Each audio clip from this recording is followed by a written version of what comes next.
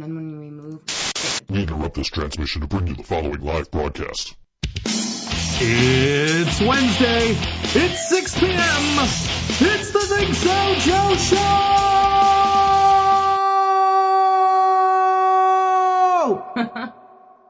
And I'm going to retire at halftime. Now that we got that out of the way. All right. That was coming one way or another. You know it, Buffalo. I said on Facebook we would talk about the Bills. Let's call it done. Let's be done with it. Well, Vontae Davis walked out at halftime, told the coach, I'm done, and just fucking got in his car and left. I bet that's a good feeling. I mean, I was discussing with our dear friend Mark, earlier in the week. We were kind of talking about it, and he was very upset about this because he's like, if you're gonna go to work, finish the workday. Yeah. And I don't disagree with that at all. Like that one day when I worked at Kmart, I could have left at lunch and been like, fuck you guys, I'm done. But I'm like, no, I'm gonna stick this out. Yeah, I guess I've only done that once, the leave work early, and that was when I was actually really sick. Yeah. So had I quit or not, I would have left. Sure. But the fact that it didn't matter whether I was there or not. Sure. I was like, fuck you, I'm out. Yeah, no, I was, I can't think of a time where I've ever quit in the middle of a job. I've seen people quit podcasts in the middle of an episode before. Really? That's actually how I got into podcasting. Back in the day on the show that used to occupy this time slot, Think So Brain were guests. And one of the co-hosts in the middle of the show just gave this speech about how there's only so much pecan pie you can eat before you get sick of it. What the fuck? And left in the middle of the show. And the show that you were on? The show that we were guests on, That yes. is epic. And, of course, my background is in radio. Yeah. And I'm like, well, I live around the corner, and I do know what I'm doing on radio. Yeah. I went to school for that for a year, and I'm down if you need a co-host. And my bass player was like, well, I live 30 miles from here, and I don't have a background in radio, but I'll do it too. So that's how my former bass player and I got onto the show that used to be occupying this time slot. That's awesome. I don't think you've ever told me about that. No, that's exactly, that's the story. That's cool. That's how I got started in podcasting, and then chances are I would have eventually ended up podcasting anyway. Whether it was for all WNY or not or whatever, but chances are I would have wound up doing it anyway because it's radio is what I've always wanted to do. And, I would love to get paid for it, sure. But for now, we're still working out financial details and trying to get the company into the black. Right. Basically, I understand Scott can't pay me for the show, and I'm fine with that. And we were making $5 a month on Board Wrestling Fan for a little while there. Because you had sponsorships. Because we had some sponsorships. We were selling them find sponsors. Yeah. I'm sorry, all of the podcasters on all WNY. That does sound like it's somebody on this show's job. Yeah. But yes, we had some sponsors over on the wrestling site, and basically that all went back to hosting costs or whatever. So that wasn't it wasn't like I was making money doing it. It was just right.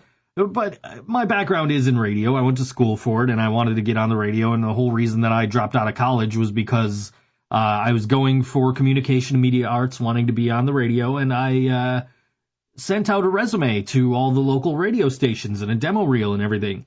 And the next thing I know, one of our illustrious terrestrial radio stations, I won't name names, but they did win an all WNY award, first place a couple of years ago, much to my chagrin. I like that word. However, they're like, come on down to the Erie County Fair and audition to be a DJ, and we're going to have people vote. And whoever gets the most votes gets to be the DJ, the new DJ for the station. What the fuck kind of horse shit is that? I didn't know that happened. I don't remember that. So that happened. That was the thing. And I lived in Niagara Falls at the time. I had no, how you get into the Erie County Fair? Still had no vehicle. You know, that's been the story of my whole entire 36 years almost, with a few exceptions here and there. But there's no way I'm going to the Erie County Fair. And if I go to the Erie County Fair, no matter how good I looked when I was 20 something, you know, like you're giving away a job that I'm paying money to go to school for. You're giving it away in a popularity contest. Yeah. And like, so I'm gonna go down there and I'm gonna, you know, wow everybody with my amazing voice, and it's still gonna go to some fucking hot chick because people, right. Mm-hmm. You know, like, yep. and by the way, a woman won, and admittedly a very attractive woman.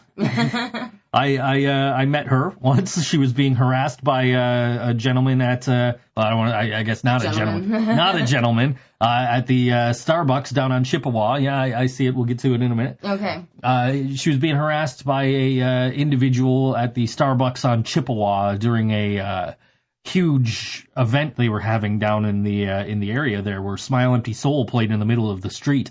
Oh, that's kind of cool. That was pretty cool. It wasn't cool that she was being harassed. No, that's not cool. People are douchebags sometimes. I think the guy got arrested. I don't know. Oh, really? Yeah. Wow. This guy's a little hairy. He's hairier. We did talk about the body hair issue. That's a very round booty. It is. I feel like he's kind of pushing it out and arching his back, getting ready for a little something. Possibly. He doesn't look opposed to it. No, he does not. That's a willing look on his face there. Yeah. I don't know. In the show that I used to be on, nobody was sending me pictures of naked asses, but we've got some stories from that show, but that's nothing like that. Anyway. I mean, I guess that's a decent ass. It's just, I feel like the angle might have, like, maybe it's not actually that round. Maybe. Like, maybe it's not his back is arched. Yeah, like, that's an awkward position. Yeah. And I feel like if he holds that position too long, he's going to need a chiropractor. Right. Yeah. I could use one of those. Oh, God, me too. Yeah. Space Jam 2, they finally confirmed this, apparently. Oh, yeah? LeBron James is set to start shooting Space Jam 2 next offseason.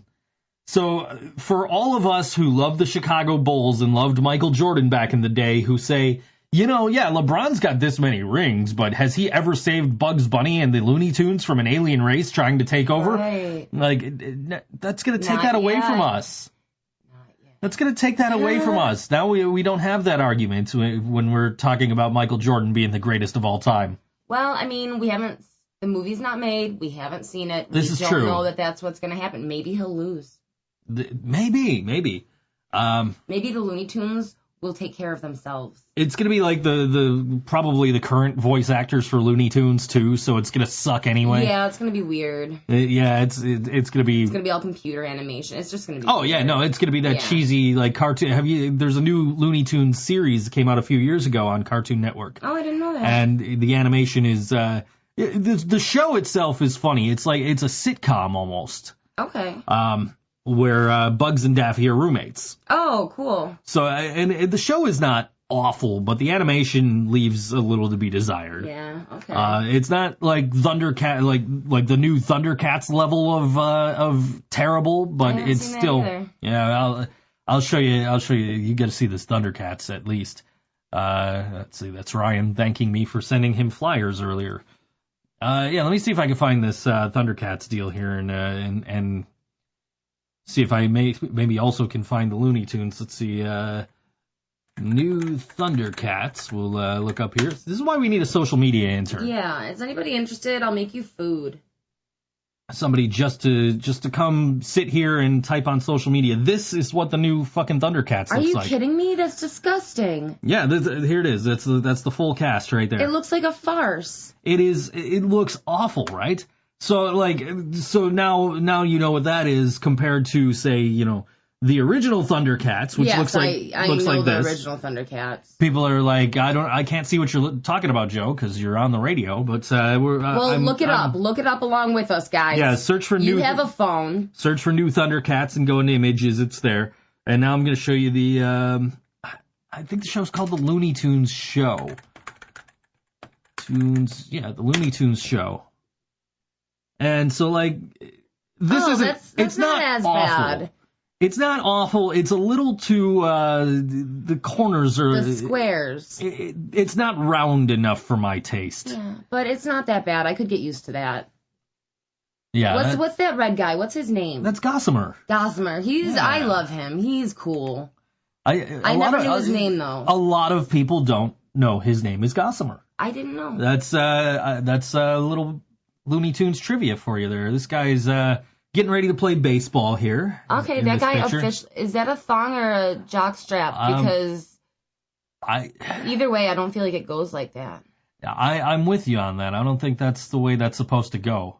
I do believe it's supposed to be a jock strap, but... Oh, well, he should probably put it up around his stuff. I mean, as long as the cup is over his balls, who cares? Well, if he has to run, he's going to have some trouble. Well, sure, that's true, too. But, I mean, the whole point is so you don't hurt yourself if you get hit in the nuts with the baseball. So. I know, but then you're going to hurt yourself when you're running from first base to second base and you trip over your G-string. Sure. No, that's like an okay ass, I guess. Sure. He's an athlete. Yeah. Yeah. I don't know. Nothing special, nothing awful. Should I buy a Rocky Balboa robe? No, I think you already have the best robe you can have. Yes, I have a great robe, but we can't talk about it on the air. I know, I realized that as I was saying it. Oh, look at it, but that is pretty cool, though. They're cheaper, too. They are, significantly. Oh my God! It's $24 for this Italian stallion Rocky robe.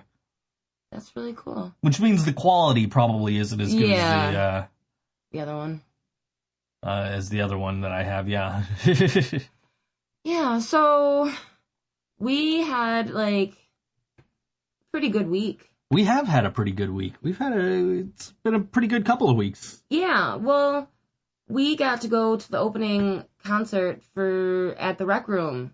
Yeah. A nice place there. I won tickets to see Face to Face, and it was pretty fucking cool. Yeah. The venue wasn't finished. No. They didn't have their liquor license yet, so we had an acoustic punk show where everyone was sober or else running to the bars next door to chug drinks in between sets. But everyone still really enjoyed themselves. It was a nice atmosphere. It's still very plain and not decorated. The booths aren't installed. But it's like, it's clean. Like, I look at the production value and the tech side of things. Everything was very clean, very safe. Sure. I look forward to their upgrades to see where they're going to go with this venue if they choose to expand it all. Chris Ring from After Dark had posted on a comment on a comment that a site that or a post that I commented on. He also commented on, and I said, "Hey man, nice place. I can't wait to see it finished." Yeah. And he said, "Oh yeah, we're not done yet." Like, no, I get that. That's why that's why I can't wait to see it finished. I like it. It reminds me a bit of, if anybody remembers, the Buffalo Icon. No. You know what it reminds me more of is like if you divided Club Infinity in half. Because, like, Club Infinity was, like, you walk in the door. Yeah. Oh, like the front half, like where the window was? Well, no, you walk in the door, right? And the stage is all the way in the back. Uh-huh. So if you just cut off that... Because there was, like, two sides to it. So the bar was, like, right in the middle. Uh-huh. So if you cut off the side where the door was, that's what this place is like. And also move the door to next to the stage. Yes. Which no offense to venues that have this setup, but... I really am not a huge fan of having the stage right next to the door. I know. It's not ideal, but I think logistically sometimes it's just, there's no way around it. Especially like that location on Chippewa. Like, how else are people supposed to get in? And where else? Like, the back of the venue wouldn't make sense for the stage. I mean, like, I went to Rapids and I saw Steel Panther open for Stone Sour. And I was literally only there for Steel Panther. I didn't, like, I've seen Stone Sour, I've seen the 2 songs I know by them. I didn't want to, like, I know Corey Taylor's this huge rock god now and everybody loves him, but and by all accounts, he's a nice guy, but I really just wanted to see Steel Panther. That was the only reason I went to the show.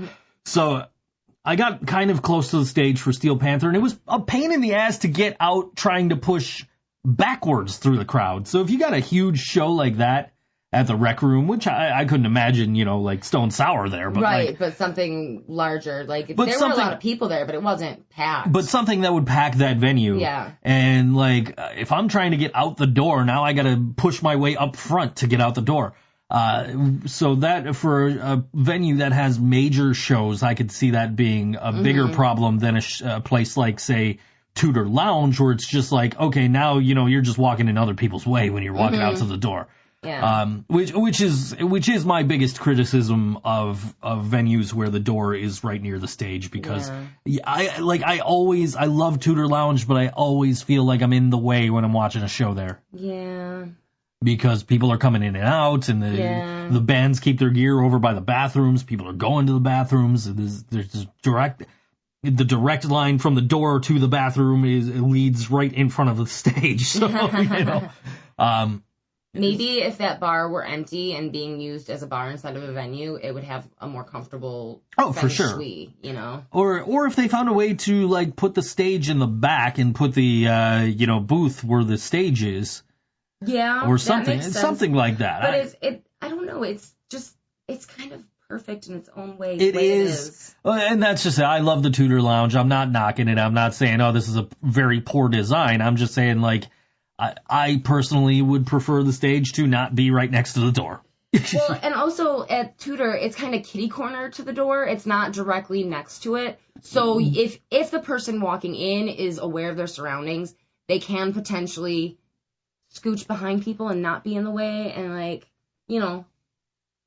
it can be done. Sure. But the Rec Room was a really nice place. The TVs that they were showing the Monday Night Football game on were fucking huge. How many TVs did they have? They had like 7 TVs, I feel like. I believe the total was 6. There was the two really big, like, 12-panel ones. Yeah, those were crazy. That they were showing Monday Night Football. They had one that was showing the Emmys, and they had 2 that were showing Monday Night Raw. So you got what was it? Austin Lucas was Lucas. You got Austin Lucas on the stage, and you've got me and Ryan kind of sitting there watching the Emmys and Monday Night Raw and trying to look over it because they turned the TV closest to the stage off. Yeah, which was for all the bands. Yeah. Yes, is absolutely considerate. That was awesome of them. Like to shit on another local venue. Hi, Ironworks. Ironworks does not turn their TVs by the bar off. Mm-hmm. So, like, and the way that Ironworks is set up is they've got, like, the support pillars, and they have, like, the kind of like Good Bar, where they have, like, the drink table on the pillars. So, like, I'm standing there, and I'm on one side of the pillars, somebody is on the other side of me leaning up against the pillar, watching a football game or a hockey game, or the Olympics, I think, might have been on when I was there the one time. And, like, it's really uncomfortable because I got somebody, like, staring in my direction. I know they're not looking at me, but it's like, guys, the stage is that way. Yeah.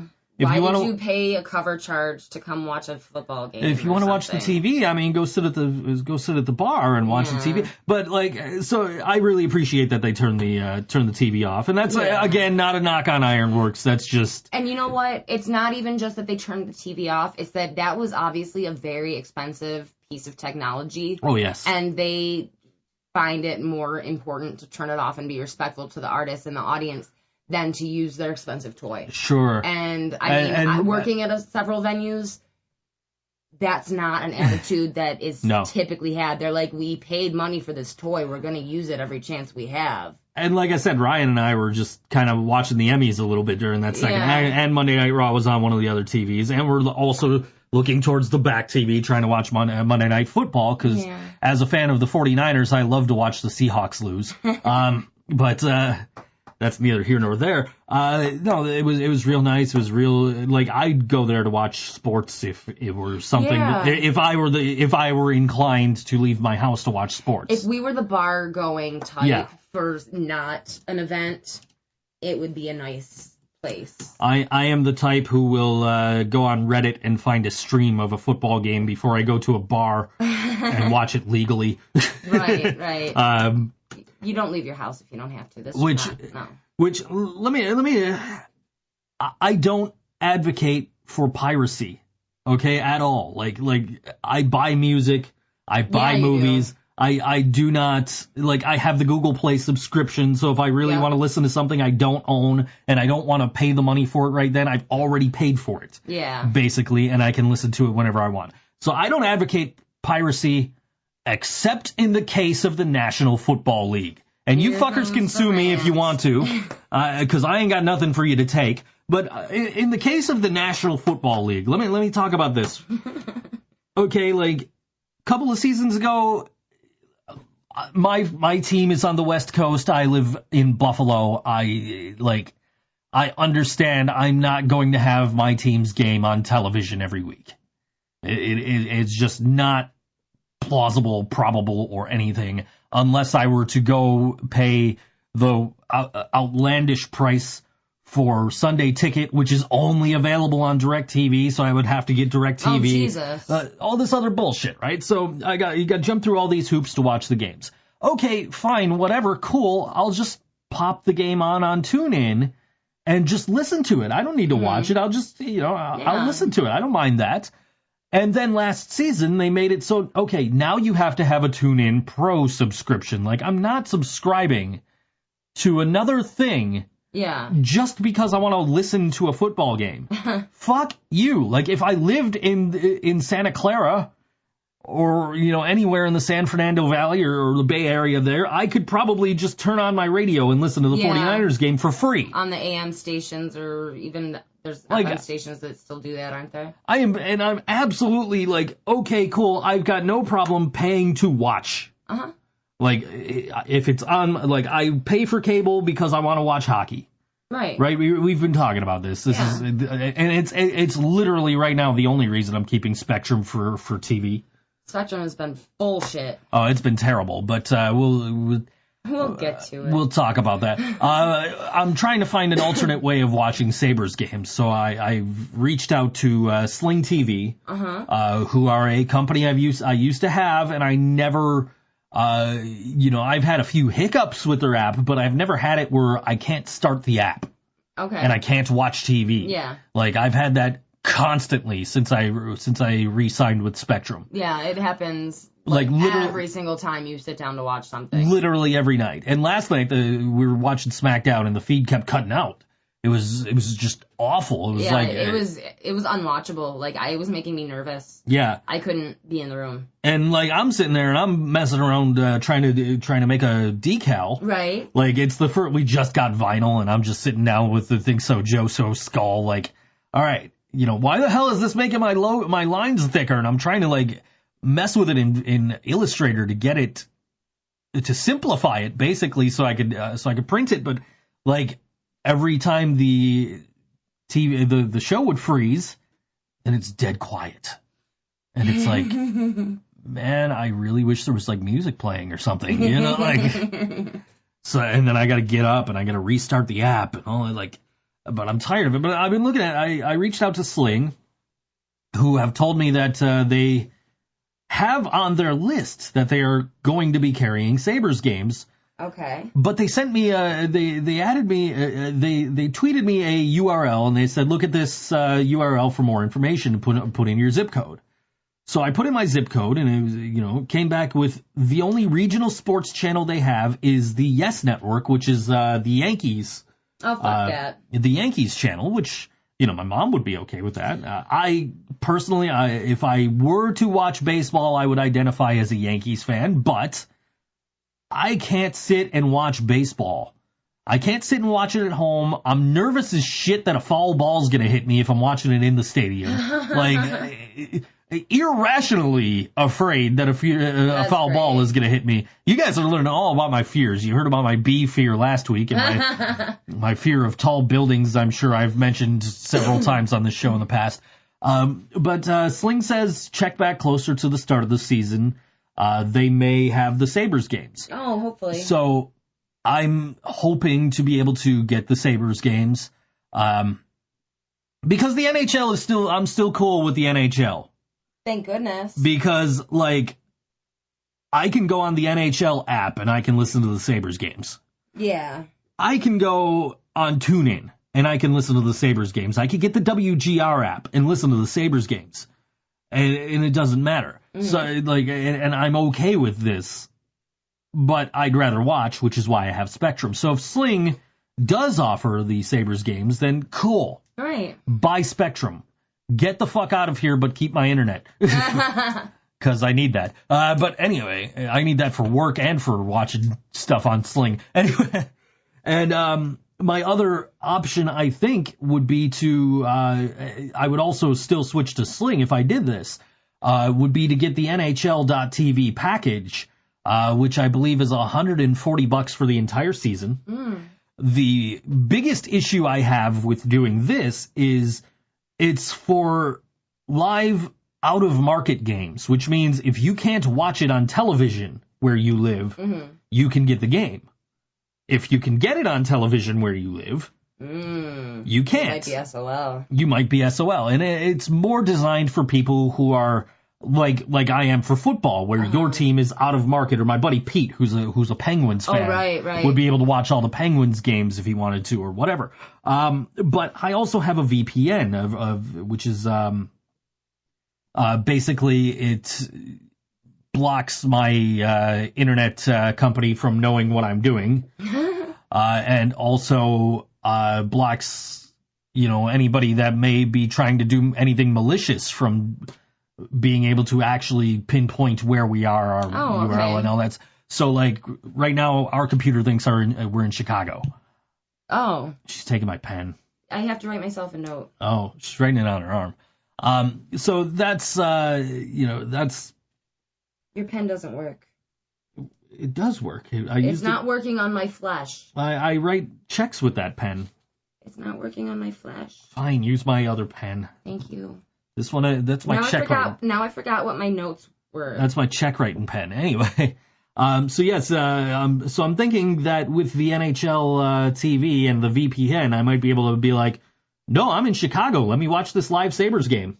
Yeah, hopefully. So I'm very hopeful that might be an option for me, because I am really tired of every time I want to watch TV, I gotta wonder if this fucking app is gonna load or not. Oh my god. And the only reason I even have the fucking app, instead of having a cable box like a normal fucking human being, is because they were like, oh, well, you only need the one cable box, so and you can use the app on all the rest of your devices and TVs and smart TVs and everything. Like, yeah.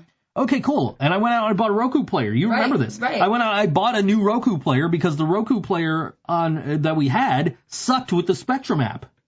Maybe it wasn't the Roku player. Well, they updated the app, and it works better now than it did back then. But, the app itself for all platforms just sucks. And it's not even the app. If you go to the Spectrum website and try and watch, it's fucking terrible. Wow. So, like, we've had it, and for whatever reason, now my laptop won't play nice with my projector, so... we just can't win with the technology. So we're going to try and get Sling and hopefully watch Sabres games through them. Yeah. But to make a long story short, I don't advocate piracy except in the case of the NFL. Thank you for bringing that back around. I forgot what your point was. Yes. Oh, look at that one. He has a tan line. He's also pretty hairy. He's hairy for a guy with a tan line. He is hairy for a guy with a tan line. And oddly enough, he doesn't seem to have hair where the tan line ends. No. Yeah. But he has a tattoo. Yeah. It looks like he's got a beard. Those are things that fly over well with me. But we're rating the ass. You don't say. Tattoos and beards, huh? I don't know. I guess that one's okay. There you go. You got an okay on that one. It's an okay. It's okay. I'm getting notifications and everything. I'm getting comments from Mr. Nick Landers, who's probably not currently listening to the show. Oh, he commented on your photo of us prior to the show with Obi-Wan Kenobi. I see that. All right, so there's a show coming up this weekend. You pointed out to me that I picked the wrong bands. Yeah, well, this is the band you did pick. I did pick this band. You did pick this band. Okay, this show is going to be Over and Out, Cardboard Homestead, and Hammered and Nailed. That is correct. So we play Hammered and Nailed and Cardboard Homestead on occasion. Sure. Or we have at least. We've played Hammered and Nailed in the past. So I picked Over and Out because they're also from Buffalo. I wasn't familiar with them. I was like, hey, let's check this out. And I listened to it, and it's pretty groovy. So, you know. So you picked them. You also picked the Interrupters who were playing. The Abrupters, you're right. I'm sorry. We were just listening to the Interrupters before we came out of the air. The Abrupters who are playing with Mephistopheles tomorrow. And, you know, they just might be my favorite band. They are an excellent band, and I'm a fan. I'm really looking forward to getting to see them again tomorrow. Yeah. But that was the other band you wanted me to play. Yeah. But, like, you went to bed before I was going to do the post. I know, I do that. And I'm like, what bands did she want? I want to make sure. And you know what? They were written in my notebook. You could have just snooped in my notebook. I didn't even think about it, but I then I'm like, okay, what bands do I want to play? and so, like, and then, like, today I was going to ask you, but you were sleeping, and I'm like, I don't want to bother her. I got to stop doing looks that. so peaceful. And so I'm like, all right, what am I doing? I'm going to do... all right. So I knew you wanted to play Over and Out, and I thought the other band you wanted was Hammered and Nailed because they are on the show on I believe this is Saturday. Yeah, Saturday. So super chill, good times to be had at this one. Come hang with Cardboard Homestead, Hammered and Nailed, and Over and Out. Contemplate your existence. Reconnect with old friends. Have a couple of drinks. Drunk text your mom. All of this and more, September 22nd at the Tudor Lounge. Oh, my God. The aforementioned Tudor Lounge that we were talking about earlier. So you guys can go enjoy this show. And tell me what you think about the stage being by the Yeah, and then text your mom about it, too. And drunk text your mom about it. So I'm like, okay, Over and Out, Hammered and Nailed. So I'm going to also pick bands with "and" in the title. So if you notice today's show theme is... we're playing Over and Out, Hammered and Nailed, Axed and Smashed, and Of Night and Light. Yeah. But this is from the Basement Sessions for Over and Out. The song called "Agree to Disagree" on the ThinkSoJoe Show, all WNY.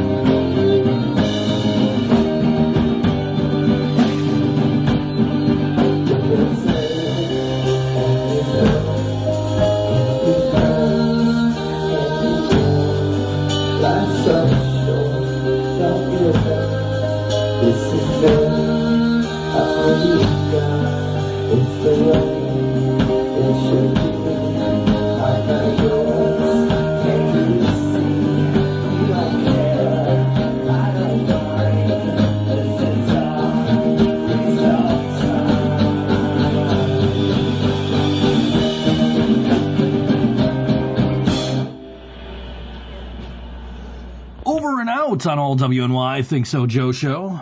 Yeah. That sounded really good for a basement recording, right? Like, Yeah.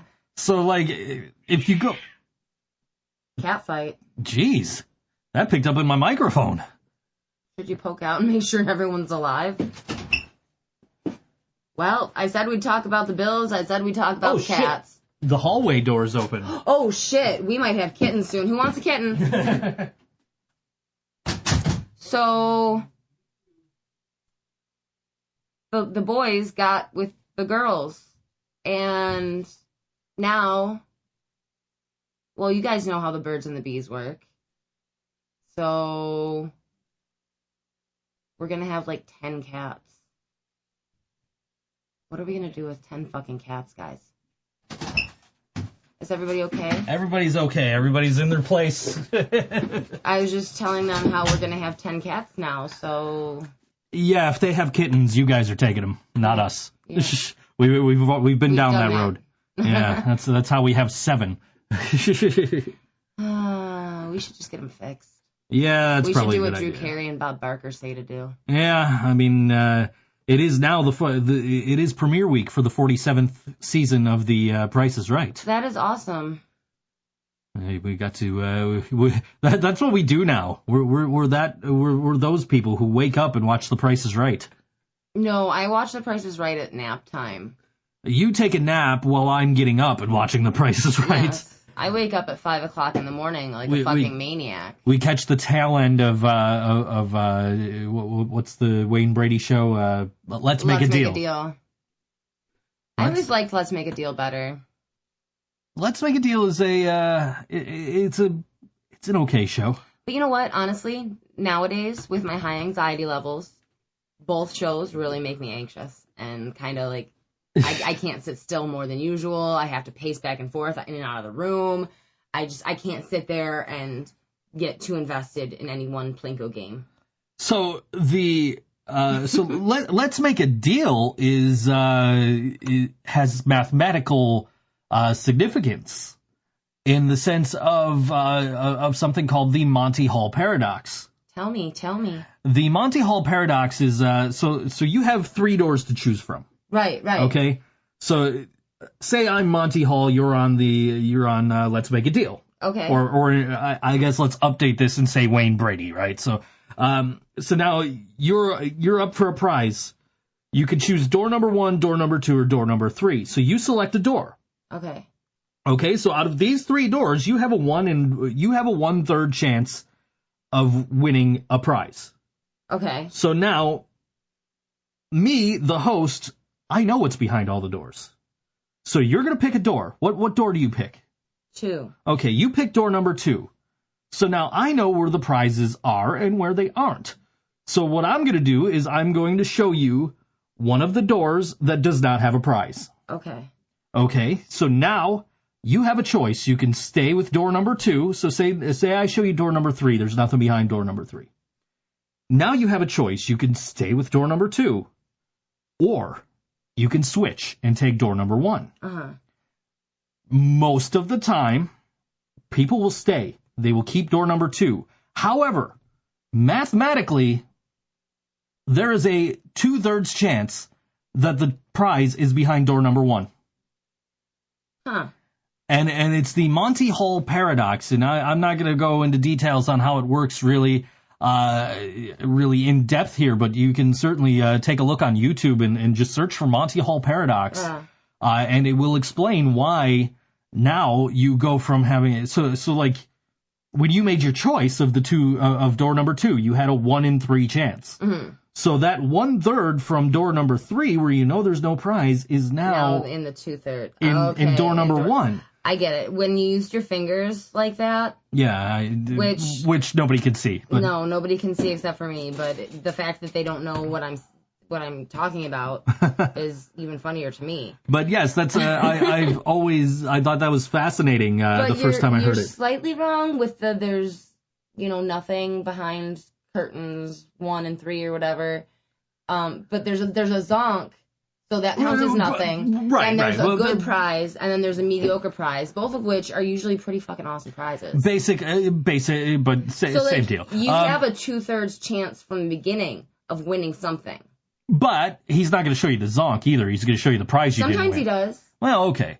I don't. It's but somebody studied this shit, so there's merit to it. Yeah. In fact, for those of you that may have MythBusters on DVD or something, MythBusters actually did it was Adam and Jamie did it, not the B team. It was Adam and Jamie actually did this. They brought in volunteers, didn't tell them what the experiment was, told them pick a door, show them the door with, a zonk or no prize or whatever behind it, and said, okay, so now do you want to stick with your original choice, or do you want to switch? And a majority chose to stick with their original door and lost. Okay. So it's MythBusters is where I actually originally heard about this, and then I actually had stumbled upon it on YouTube later on. Like, it was in my recommended videos of somebody explaining the Monty Hall paradox.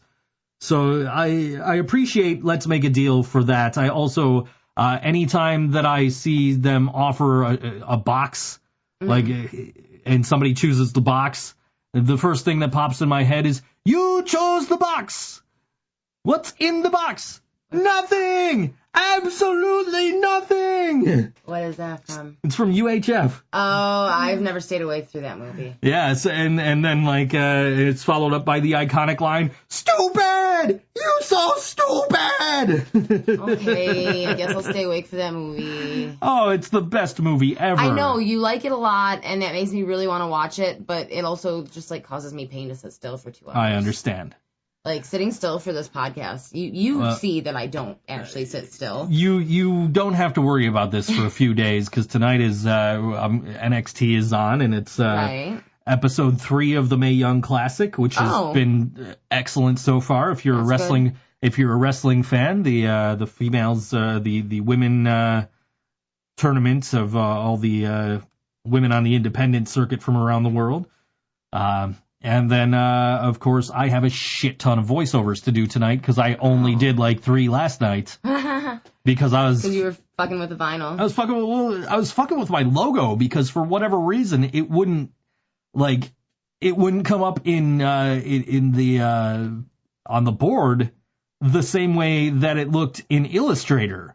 So I'm sitting there why isn't this coming out the way I want it to? So now I'm sitting here and I'm fucking with it, and I'm deleting stuff and I'm adding stuff, and I'm trying to simplify the design so that it'll come up, and I got it to come up, and then it's still not perfect, because I can't get my my word mark to peel out. At least the part of my word mark that's handwritten. Mm-hmm. So it's all right, now let me change the fonts, let me do this, let me do that, and now when I do that, it's and I save it, and I don't make any other changes other than that, and it fucks the whole thing up. And I don't know why. I can't figure it out for the life of me. So that's, which is part of the reason that, if you see the picture that my lovely co-host posted today, or that I posted prior to the show, that's why we're doing the t-shirt design, slightly modified, for our decals. Yeah. That we're going to offer for, I think I said $1 each. Really? Yeah. Cool. Well, given what we're paying for vinyl and what and the amount of vinyl that we're using, it's probably about, it's enough where we're making a little bit of money. Yeah, making enough to get more supplies. Making enough to buy more supplies. Yeah, that's pretty cool. Much.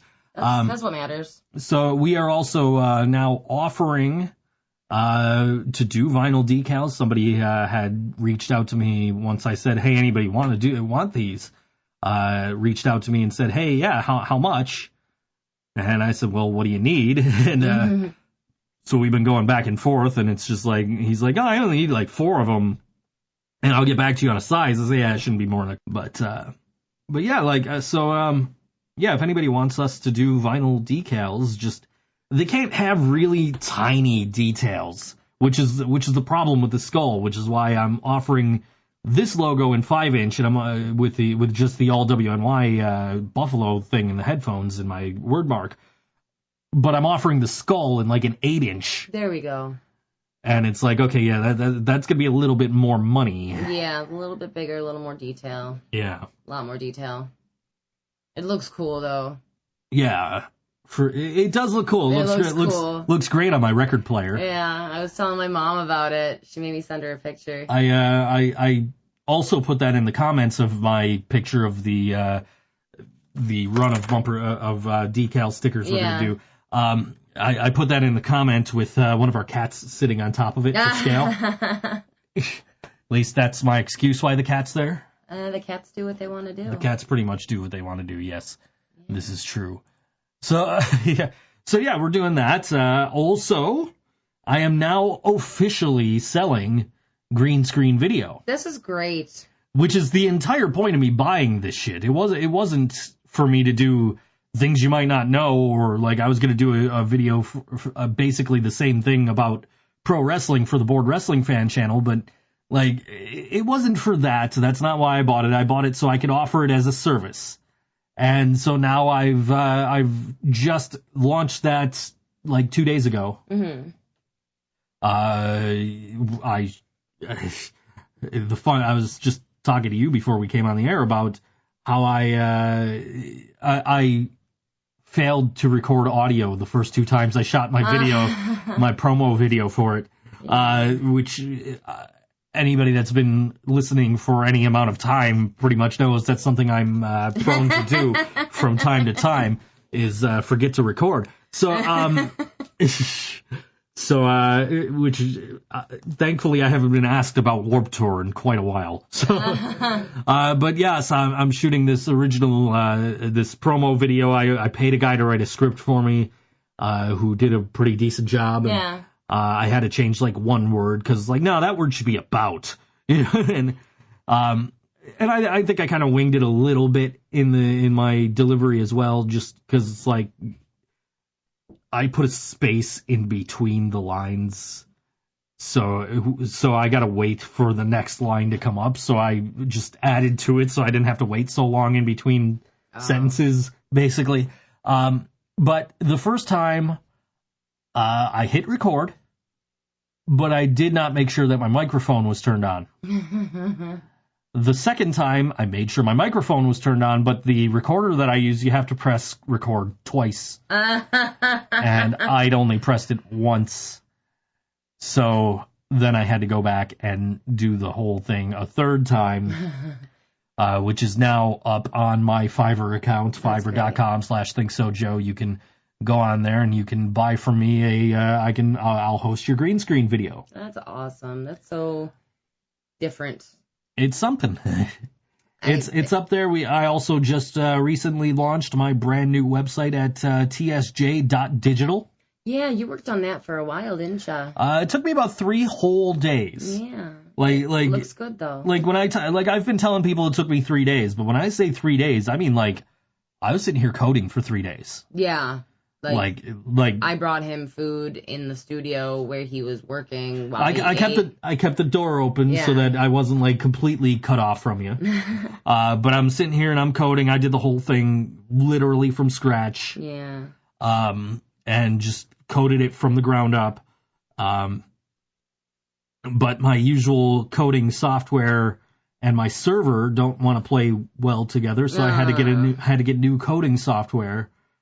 So I'm using 2 types of coding software now. So I'm using my old one because I could just hit Control Space and it'll give me a list of like, HTML commands or CSS options and stuff like that.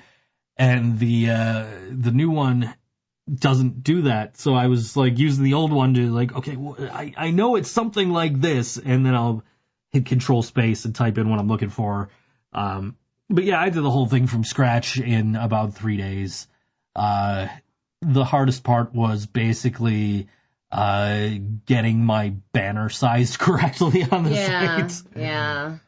Everything else was fine. I feel like coding is just magic with math. All magic has math. But doesn't that make it science? I don't know. Sure. I don't know. Anyways, I think science is mostly math. It's cool. Science is mostly math. I don't know, coding is like a big mystery to me. And like, remember MySpace? I used to do that HTML shit, but it was like really basic what I did. And I don't know. I just couldn't invest in sitting down in front of a computer and learning all that stuff. Well, my original intention was to not code it from scratch. Mm-hmm. I in fact had already started a WordPress site. Oh. And was like, okay, that's all right, but it's not really what I want. And then I found this article about like, you know, here are like the 40 best free online website generators. And so like, you know, and Wix was like, oh yeah, you know, do your MySpace templates through us. Like, yeah, I'm not going to that one. Wow. Actually, in the article, it mentioned the MySpace templates through Wix, and it's like, I don't think Wix does that anymore. I don't think that's a thing. MySpace is still a thing. MySpace is still a thing, but not nearly in the sense of what MySpace was years ago, in either design or popularity. But I also tried Google Sites because I know all WNY is built through Google Sites, and Scott just has a domain that points to it. Or, you know, 8 domains that point to it, as the case may be. But I'm like, all right, cool. You know, that all WNY looks really sleek and professional. Mm-hmm. So let me do Google Sites. So start working on Google Sites, and just the spacing was just way off for my taste. Okay.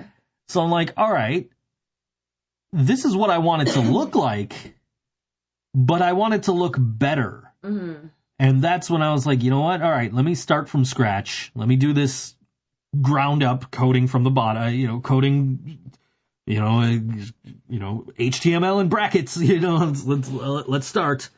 And just built it from the ground up. And I was looking at the SEO scores on it the other day. That's search engine optimization for those of you who are not familiar with the term. You've probably seen it, but have no use for it. But I did an SEO score, and I'm like in the 90s in most categories, which is incredible because I haven't done shit to optimize it. I want to hire somebody to do it, to do SEO optimization for me, but like on Fiverr, the cheapest ones are like $30, and I'm like, I don't want to spend $30. Like, it's bad enough I had to spend $5 to do that, get my script for that video, because I couldn't articulate what I wanted to say. Like, I couldn't get it down on paper in a way that was like, buy from me. Right. So I had to hire, I sent what I had to a guy, and also sent him the link to somebody else who's selling the same product. Okay. Or service, rather. And said, okay, I kind of want it to be like this guy's, because that's basically what I'm selling. And here's what I've already written down that I want to get across. Mm-hmm. This guy for $5 writes 150 words. He sent me exactly 150 words. Really? Exactly. 150 words on the dot. That's nuts. And it's like, all right, cool. And I didn't get to it for like 2 days because I think we were at the rec room when I got it, I think. I think so too. So it was like, all right, I'll get to it tomorrow. No, you know what? I got to it Monday, so I got to it when we got home. So I must have got it Sunday. I just know I was sitting on it for a couple of days before I'm like, all right, let me do this. Yeah. But yes, so if anybody wants me to host their green screen video, hit me up on tsj.digital or visit me at fiverr.com/ThinkSoJoe. So if you're doing a music video or you have a small business and you're doing commercials, I'm still trying. This is stuff that can help you out. I'm still trying to convince a certain banana-themed band to let me shoot a music video for one of their songs. I think they would be a great guinea pig. Somebody had suggested to them, because Leland shared my post.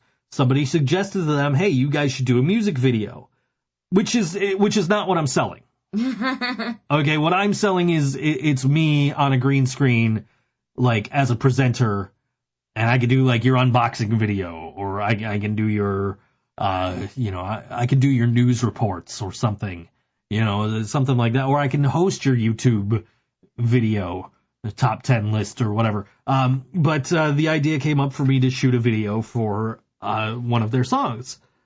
And I left the house to go to like Dollar General or something.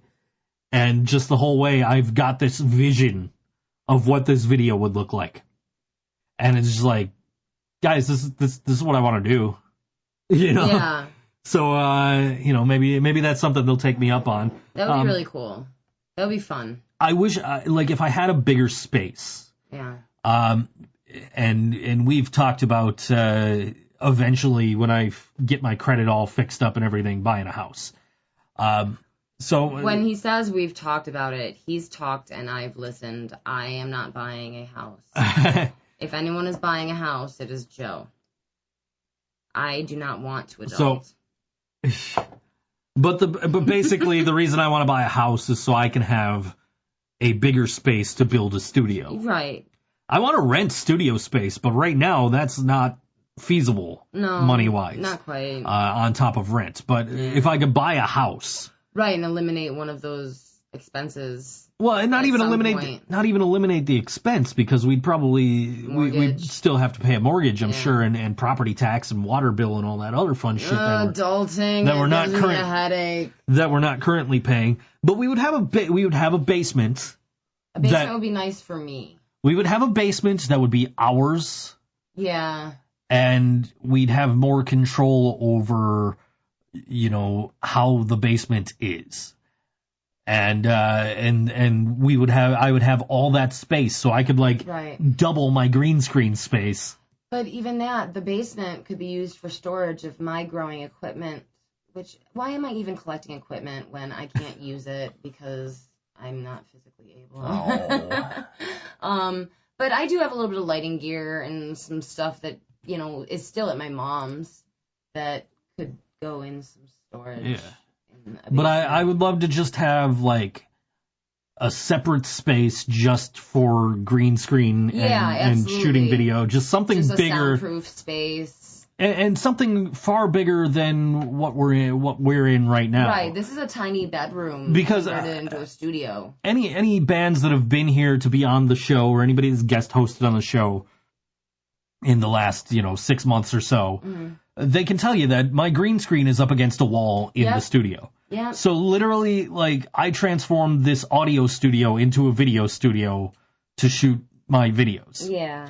And it's not ideal because every time I shoot, I gotta reposition my lights. Yeah. And I gotta move shit out of the way and rearrange the whole place just to shoot video. Yeah. So if I had like a full basement that I could use, right, where I have a separate audio and video setup. And I would be able to get a bigger green screen. Right. This is the biggest I'm going to be able to use right now. Yeah, this green screen takes up 3/4 of the wall that it's on right now. And literally, like, if it was, like, I could maybe put 2 people in front of that and do a video. If they were standing practically on top of each other. If they were standing practically on top of each other, yes. But for your things you might not know, it's just what me. you have is wonderful. It's perfect. So, like, here's the thing. If I was going to shoot a video for a certain saucy yellow band, I would probably shoot them individually. Yeah. So, like, I would have one play through and then have the other play through and then turn them sideways and have them both play through, individually, and then throw that all together. I mean, we do have the option. I don't know, did those tripods, are they fixed or are they broken and in the trash? They're like, is it plausible to take the other green screen and make it into a bigger green screen, like hanging over, say, the dining room window or something like that? This is the only green screen. Oh, I thought you had, like, all this green fabric over here. No, you gave me a little bit of green fabric. It doesn't match that green fabric. No, but it might still work, but not if you put them, I don't know. If I got a big, giant piece of green fabric and just not, like, my biggest concern with shooting in the dining room is cats. I know. We would have to, like, get a door for the kitchen and lock them in the kitchen or something. We would indeed have to find some. 5 cats in the kitchen. What kind of damage could they do? I'm getting asked about if I know a place in Buffalo that does shirts for a good price. I'll get back to that person during the song break, I guess. Yeah. So what are we going to listen to now? I think we're going to continue with our September 22nd bands here who are playing at the Tudor Lounge this week. Great. Which that sounds like an excellent show. I'll be home with my kid. I told you could go. You said you're not. Does anyone want to go? If anybody wants to go with Karina, she's looking for somebody to hang out with. It's not that I don't love being home with my love and his child. It's just that I really want to go to this show. Sure. Especially like Over and Out was really good. We just played them. Yeah, I liked that, and I already love Hammered and Nailed and Cardboard Homestead. You're not the only one that loves Hammered and Nailed. We were talking about them the other day with Mr. Ryan Gurnett from the Struggle is Real Buffalo yada yada yada long podcast name. Yeah. Anyway, I invited him to this show, and he actually had a free night, so he made plans with friends ahead of time. Oh. So I guess I was just a little too late for him to actually be able to go with me, which, I mean, I'm not upset. Right. He wanted to check them out live, so I was like, well, this is the next chance. he got to hang out with us during Face to Face and Alfred E. Newman. Austin Lucas. The guy was entertaining. I personally but his music reminded me of Uncle Pecos from Tom and Jerry, who. Apparently Karina and Ryan have never seen Tom and Jerry because I had to explain this to them, who Uncle Pecos was. If Dan Twist is listening, he'll be severely disappointed in both of you. And also the guy looks like Mad Magazine spokes guy Alfred E. Newman. He does a little bit. And that's not but you know what? I didn't like the music, but the guy was very entertaining. He was real nice when we went to... He was a crowd pleaser, okay, for a punk show, and I know this was a dry venue the other night, but for a punk show, this was, the most polite crowd. Sure. He was a solo acoustic, I'd say more country than anything, but let me say this about him. He was really good for what he was. I wasn't a fan of his vocals. No. But he was really his whole entire overall presentation I love it. It was great. He worked. I would see him again. The crowd was dead fucking silent when he was singing. Everyone was just hanging on his word or watching Raw, whatever. I did hear two guys talking about WrestleMania during one of his breaks. There were times when he stepped away from the microphone and he was just singing right in the crowd's face.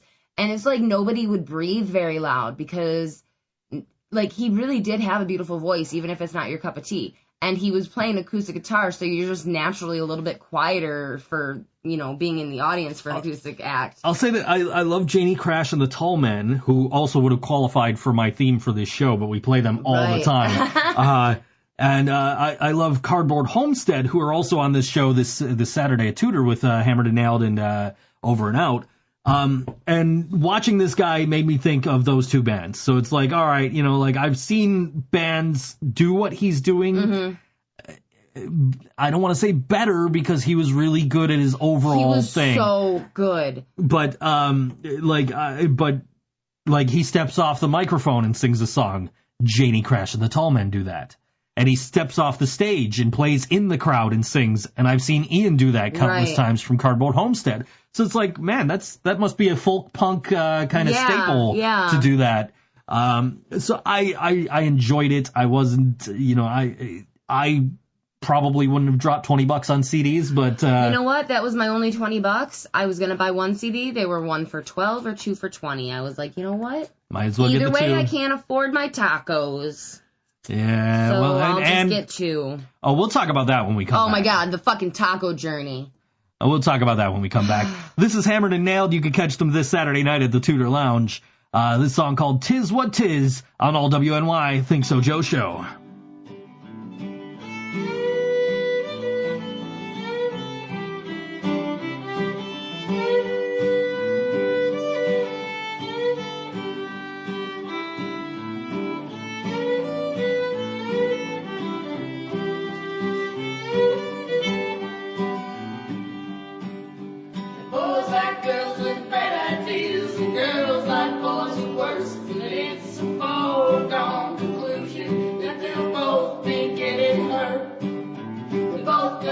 off to work, but never call on the phone. They'll sit together on the couch, but still they both feel so alone. They're together in the same bed, cuddled up on different blanket sets. Think about pretend the hours they drift off to sleep. Think about pretend the hours share a place to drink. Think about pretend the hours share a place to sleep.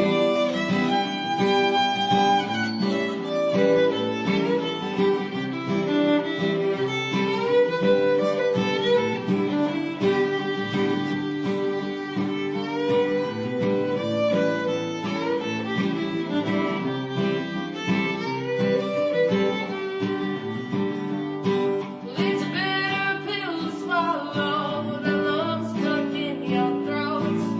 Made each other hollow. Or deep each other goes. And at the same time they would argue over who loved him the most. Neither one could take a step back, 'cause they just had to steal the show. Voices raised, seeing red, no longer sharing that little bit. There's no going back after the things we did and said. There's no going back when all the love we had is dead.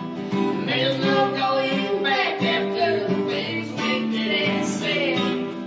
Now the only place to sleep is inside my head.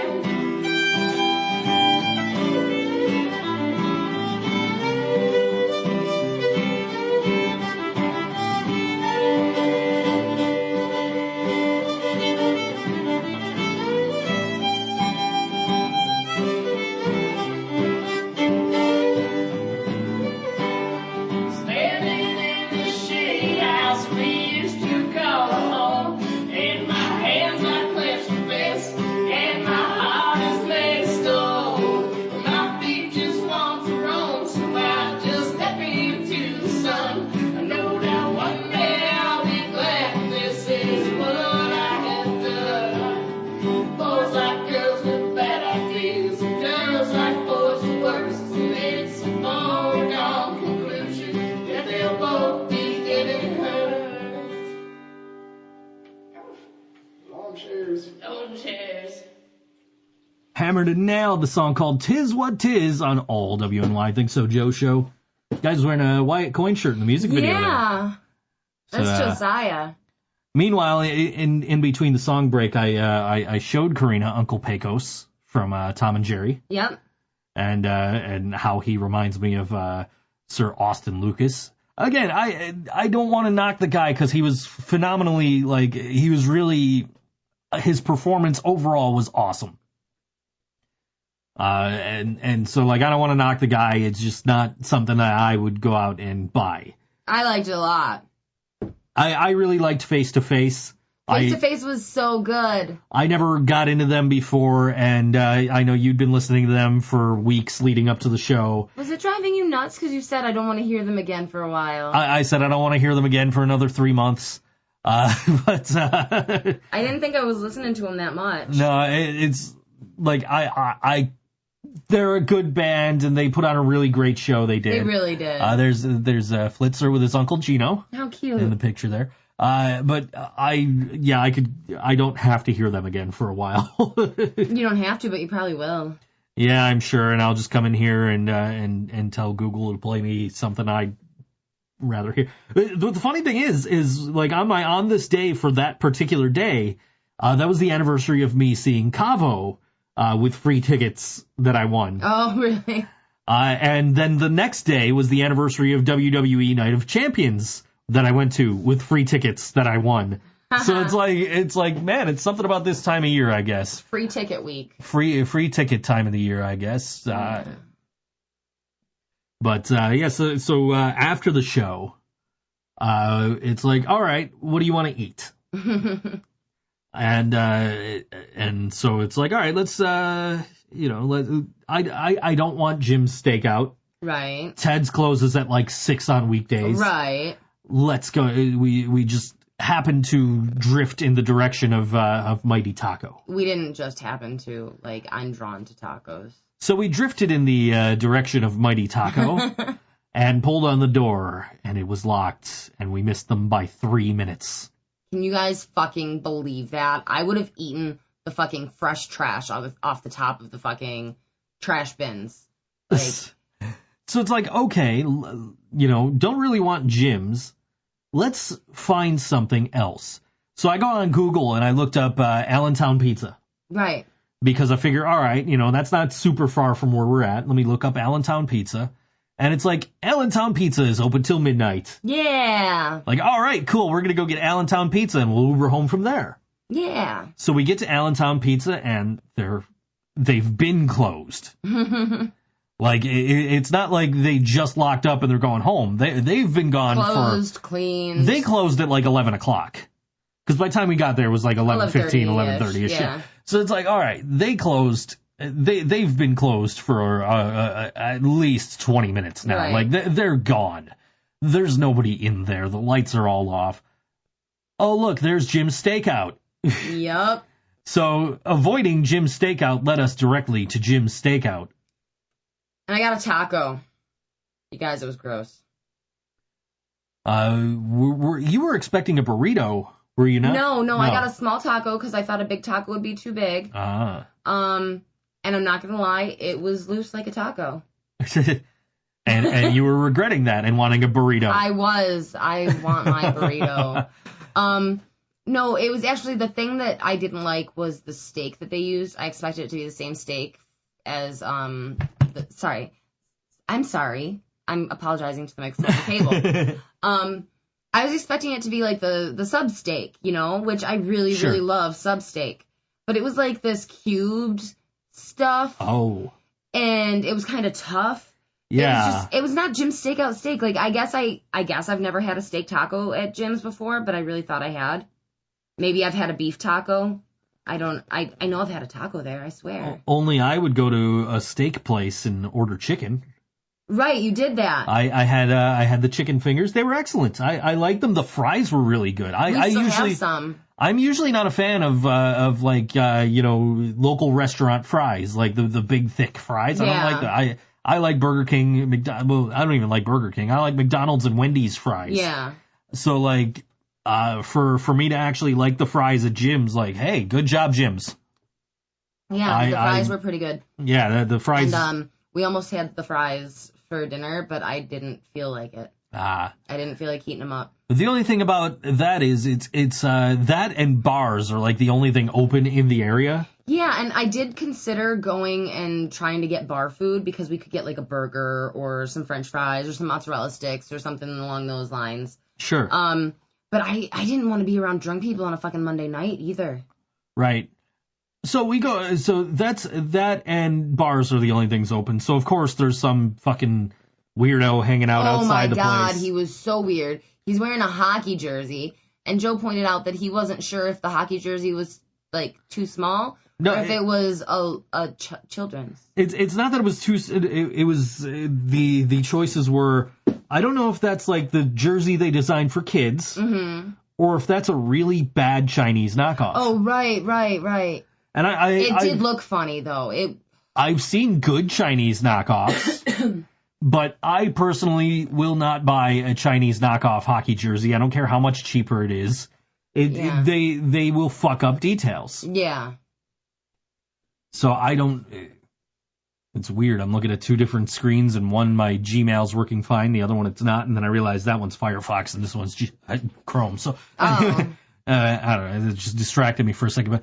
Yeah, I won't wear Chinese knockoff jerseys. I'll go buy a player jersey on clearance on like the day where they have 40% off everything, Fan Appreciation Day, and just get the nameplate switched when somebody else takes that number. Yeah. Hence why I have a Jake McCabe jersey.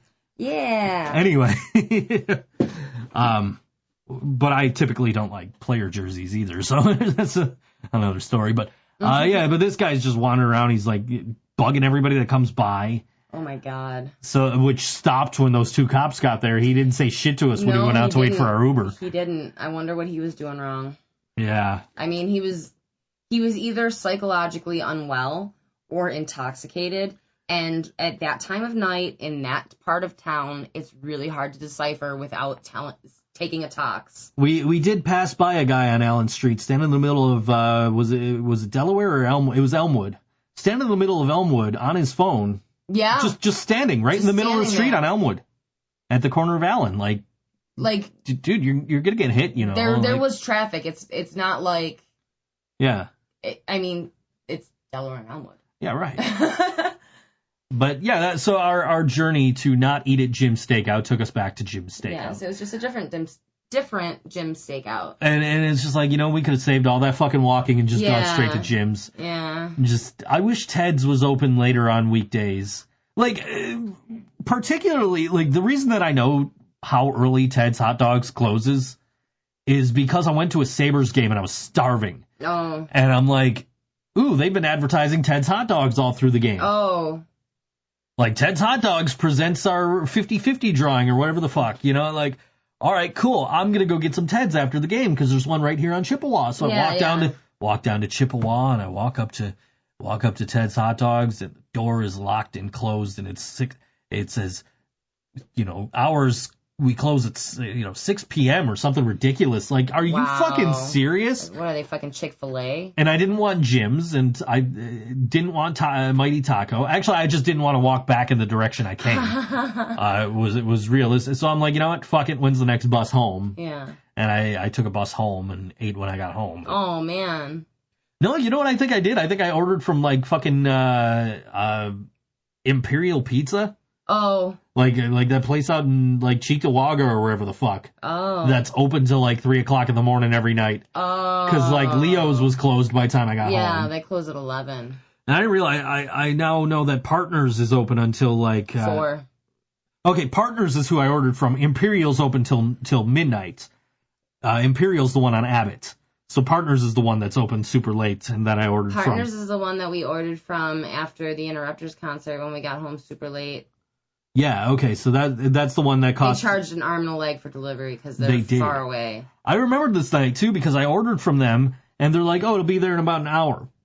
And I was texting my buddy G from Board Wrestling Fan, or, Facebook messaging anyway, and or we were commenting back and forth or something. I don't know, but whatever. The time that I called them was in my phone, mm-hmm. and when they delivered...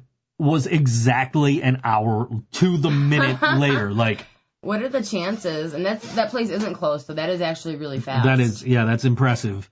It did cost me a shit ton of money just for some pizza and wings, but yeah, but it was a wonderful day. 3 o'clock in the morning, and I don't feel like going anywhere. What the fuck else am I gonna do? I mean, nothing's open.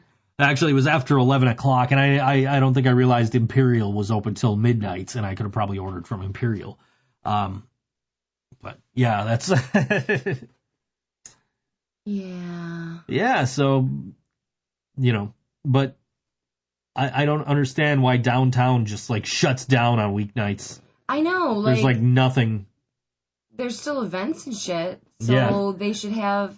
I don't know. Especially now with the Rec Room, and if they're gonna have shows on like Mondays and Tuesdays, you would think, like, oh shit, we might get a rush after the show. Yeah. But these chains that they have down there now aren't going to, like, change hours for one location. We could have gone to Starbucks. They were probably open. Yeah, we could have gone to $5 Danish. We could have gone to Starbucks, and we could have gotten harassed to bring it back to earlier in the show. Anyway. Yeah, no, it didn't. Face to Face was like, hey, you guys got a Starbucks right here. That's cool. No one said anything about the Spot Coffee right across from it. Like, hello, you're in Buffalo. Yeah, right. Don't drink Starbucks. That's why I like Weird Al Yankovic, because when he plays in Buffalo, he changes the lyrics to one of his songs to reflect Spot Coffee. Yeah. That's pretty cool. I like it when bands do shit like that. I could prove it. We've got the Stitcher account where he's got the entire Ill-Advised Vanity tour up. Oh, yeah? And the Buffalo show's on there, and he plays the song Craigslist, which is a style parody of the Doors. Yeah. And, he says, to the snotty barista at the Spot Coffee on Elmwood. And then if you listen to, if you watch his concert DVD from the Alpocalypse tour, he's in Toronto, and he says, an open letter to the snotty barista at the Tim Hortons on Yonge Street. For our Toronto friends, if any actually listen to us, or if we actually have any. Back about 10 years ago, pretty close to 10 years ago now. No, probably closer to like 8 years ago. Anyways, the Trailer Park Boys came to the Riviera. Sure. I went to see them. It was really fun. And I guess for every city, they do like an intro video, kind of telling the backstory of like how they got shit-faced and woke up in North Tonawanda. Mm-hmm. And they kept calling it North Tonywandas. And like they were just fucking up the name. It was so funny. But I thought it was so cool that they made like a whole little promo video of, I think it was green screened, that and then they superimposed images of like Gateway Park and like Ricky passed out in Gateway Park and like shit along those lines. So it was really cool. And when shows do that, I just think it's awesome because you're like making the crowd part of your show. Sure. No, that's why I like Weird Al, because he references Spot Coffee instead of Yeah. Geez, I don't even know what the original line is, because I haven't listened to that album in a while. I gotta get that on vinyl. Oh, Jesus. Jeez, I already... Jesus. I currently have 3 Weird Al vinyls. Thank you, Brian. And I have Fucking a Jimi Brian. Hendrix vinyl. Thank you, Joe and Brian's influence. Fucking Brian. Fucking Brian. Brian, you remember, we've already talked about this off the air, but we're going to talk about it on the air and act like it's new conversation. Do you remember, like, New Year's Eve last year at Stamps, Chuck was playing the Interrupters over the sound system in between bands, and Brian's like, oh, this fucking sucks. This band sucks. Like, I don't like this band. Yeah. And do you guys know that Brian went out and he bought a $20 limited edition deluxe vinyl of the Interrupters Fight the Good Fight? I mean, I'm glad that he did because it really is an amazing album that I could listen to all day, every day if I had to. But, yeah, what a fickle bitch. Karina dropped a tiny screw. It's like a glasses screw, and it was kind of my trip toy. Like, it was my fidget spinner. Karina dropped a tiny screw, and now she's currently looking for it. I'm willing to bet that I will find it later when I step on it, going from my control room to my studio. And I'm going to hear him yell, and it's going to wake me up. Because I'm always sleeping. All right, I'm giving up on the screw. It's gone forever until it's in your foot. I did stab myself with that little hook thing earlier, that little dentist tool looking thing that came with the Cricut tools. Oh, that was bound to happen. Yeah, I stabbed myself and I yelled and... I didn't hear it. Yeah. No. I was like, motherfucker! Like, okay, back to trying to peel this stupid thing off. I might have heard you and just assumed you were talking to Whisper. Oh, yeah, probably. Usually when I'm yelling motherfucker, I'm yelling at one of the cats. Yeah, usually Whisper. Or if I'm yelling, you fucking asshole! You little fucking bastard! What the fuck? Usually Whisper, yes. Yeah, and then I pick him up and I kiss him. Yeah. And then he bites my face. Yeah. But yes, so yeah, Brian, who doesn't like the Interrupters, bought the Interrupters. He's like, yeah, I really like this. Like, yeah, okay. Sucks it didn't come with album art for the digital download, though. Yeah, that's what he's complaining about. He's gonna find something to bitch about. You know this. He apparently has never bought a digital album before because he's like, well, I was hoping to have the digital album. I was hoping to have the art with it. Like, well, dude, that's not how this works. No. Like, you'll get the cover attached to the MP3s, but typically you don't get the booklet. Yeah. Occasionally you will. Like, but I think the last time that it happened for me was like the second Pretty Reckless album. Oh. Or maybe the first one. I don't know. It was one of the Pretty Reckless albums. But, but they haven't put out an album in like 2 years, so that tells you that. But, I mean, you bought the vinyl anyway, so you're going to have it anyway. Maybe they were just like, they have one. Yeah. They don't need both. It is Brian. Brian will find something to complain about. He will complain. He will do this. But we love him anyway. We just can't help it. Yeah, it's that hair.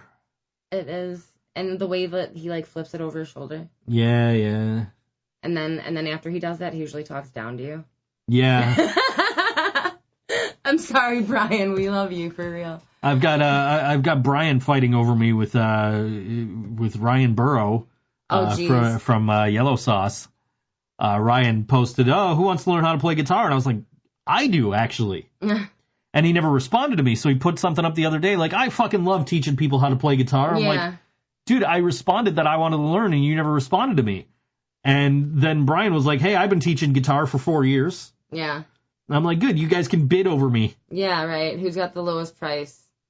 And Ryan goes, "To the death!" He's going to bring it right to the death! In rock, paper, scissors.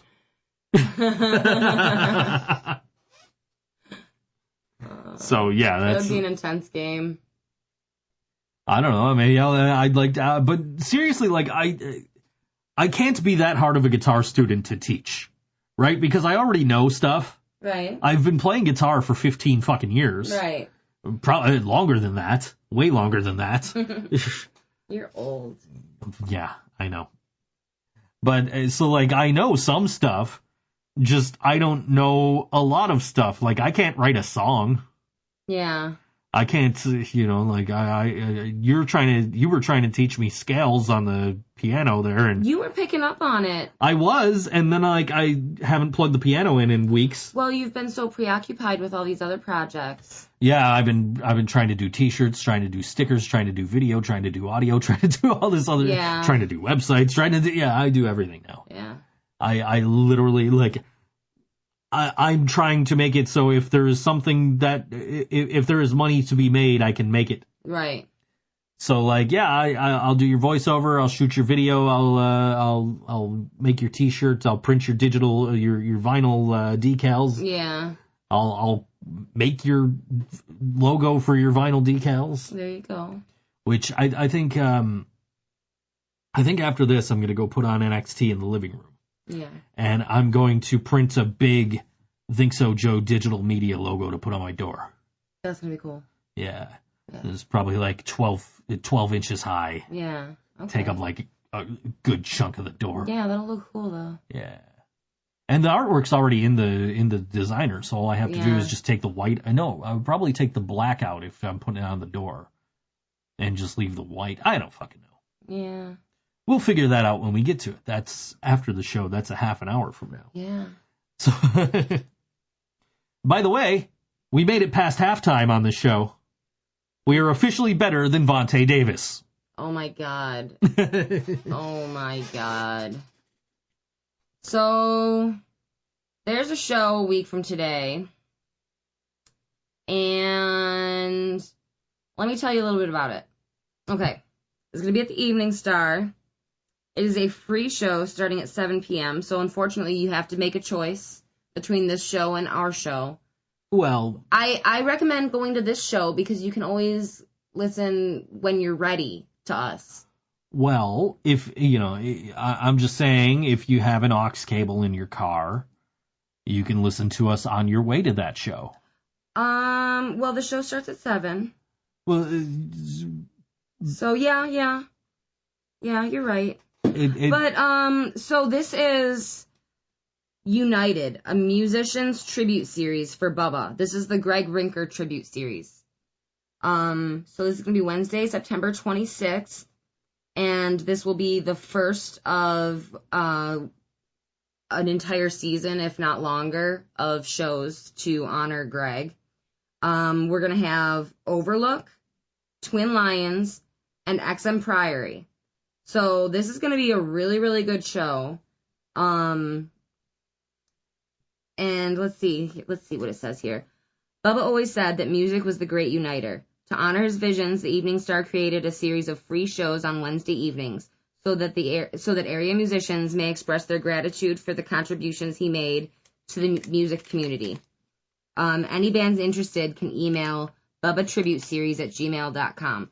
If you guys are interested in being put on the band list to play this series of shows, you can get a hold of me. I can I can help you get on one of these bills. Some dates are being held right now. It doesn't look like it's gonna be every Wednesday, but it's gonna be regularly. And there's a group of us trying to spread the word and book some good shows with short notice. Yeah. But it's gonna be really important to come out, support the community, remember Greg, honor his house at the Evening Star, and be there for each other, because this has been rough on a lot of us. So unfortunately, I won't be able to be there because I will be here. But if you're able to get to Niagara Falls, I really encourage you to. For sure. Yeah. And we loved Bubba. We really did. I know that his name was Bubba to a lot of people, but he was Greg or Rinker to me. Yeah, he was Greg to me, and it was, But see, he was Greg at first, but then I was around at the time that Greg Burt was booking at Evening Star and Greg Rinker was doing booking and audio at Evening Star. So when you said Greg, everyone was like, who the fuck are you talking about? So yeah. it turned into Greg Burt and Greg Rinker, and then it just turned into Rinker, and now it's... That's why I'm glad I have a less common name like Joe. And then your sister brings a guy to the face-to-face show whose name is Joe, who did not have an indoor voice. No, he's a nice guy, though. I'm sure he's a nice guy. He just did not have an indoor voice. And yeah. I'll talk about people without an indoor voice in a few minutes here. We're going to play a couple of songs from Axed and Smashed because they're really short. They're less than 2 minutes each. So we're going to start with Antisocial for a Reason and then play Get Off This Planet. Axed and Smashed, great band, great punk band. We're fans of them, and They have a show coming up with me. Yes, they do. As a matter of fact, September 28th. At Stamps with Tokyo Monsters, 3 Green, and Virus X. Yes. And that's going to be a good one. I'm really excited. Indeed. So we're gonna play them again in 2 weeks then. So you'll hear these same 2 songs in 2 weeks. Now we'll probably play the other song that's only 1:22 in 2 weeks. I don't know. We'll do something. But Antisocial for a Reason, Axed and Smashed, all WNY. Think So Joe Show.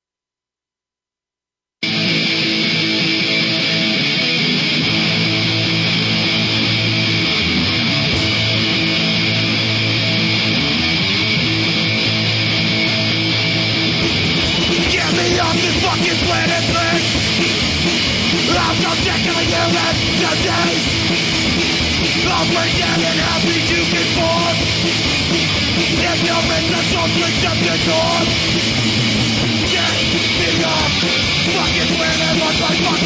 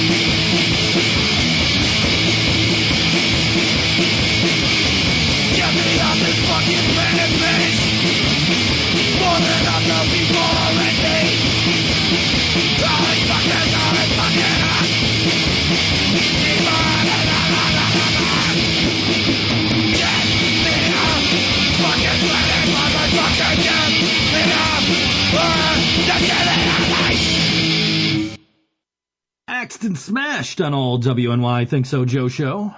Good shit. Uh-huh. Get that punk shit going. Fuck yeah. All right. Yeah. So people with, you said this doesn't bother you, but people who don't have an indoor voice. Oh, it bothers me. It doesn't bother you that much, though, is...